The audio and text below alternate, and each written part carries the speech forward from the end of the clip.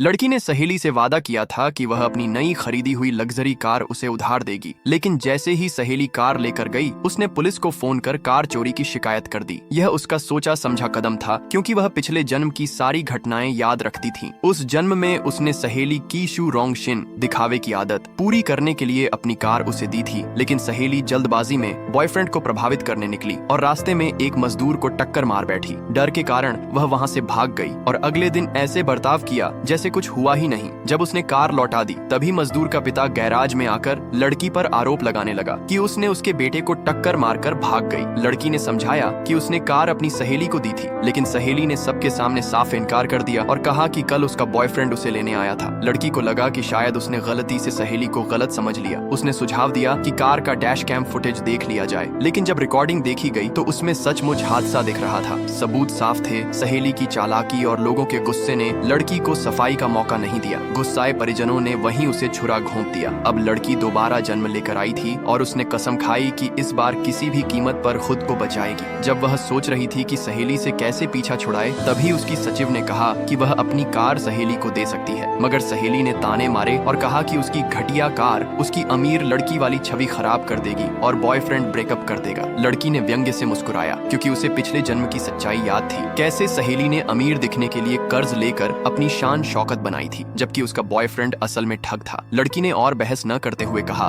कि उसे जरूरी काम है और कार लेकर घर चली गई। अगली सुबह ऑफिस जाने की तैयारी कर रही थी, तभी उसने देखा कि कार की चाबी गायब है। उसने विला के कैमरे की फुटेज देखी तो पाया कि सहेली रात में चोरी छिपे घर में घुसकर चाबी चुरा ले गई थी। वीडियो में सब रिकॉर्ड था और पास में सहेली का लिखा एक नोट पड़ा था, जिसमें उसने कार उधार लेने की बात लिखी थी। लड़की ने बिना समय गंवाए पुलिस को फोन कर दिया, क्योंकि उसे यकीन था कि सहेली फिर किसी हादसे में फंस चुकी है। उसने छुट्टी रद्द कर ऑफिस जाना बेहतर समझा, ताकि इस बार वह अकेली न रहे। कुछ देर बाद सहेली कार लौटाने आई और बनावटी मुस्कान के साथ बोली, धन्यवाद, तुम सच में मेरी सबसे अच्छी दोस्त हो। उसने मजाक में यह भी कहा कि कार उसने ही चलाई, उसने लड़की से उधार नहीं ली। लड़की ने शांत स्वर में पूछा, सब ठीक रहा? कोई परेशानी नहीं हुई? सहेली ने टालते हुए कहा कि सब अच्छा रहा। तभी पार्किंग एरिया से शोर सुनाई दिया। कोई कह रहा था कि एक बूढ़ा आदमी कार के पास खड़ा है और इशारे कर रहा है। लड़की और सहेली वहाँ पहुंची। बूढ़ा गुस्से में कह रहा था कि इस कार से उसके बेटे को टक्कर मारी गई है। माहौल तनावपूर्ण हो गया। सहेली घबरा गई और बोली कि जल्दी चलो, पुलिस बुलाने से पहले निकलते हैं। लेकिन लड़की जानती थी कि यह सहेली का नया खेल है। उसने ठंडे स्वर में कहा, कार का इंश्योरेंस है, पुलिस को बुलाते हैं। सहेली ने मना किया और कहा कि पहले जाकर देख लें, शायद गलतफहमी हो। लड़की को अब पूरा यकीन हो गया था कि यह सब एक और साजिश है। इस बार उसने ठान लिया कि वह खुद को फंसने नहीं देगी।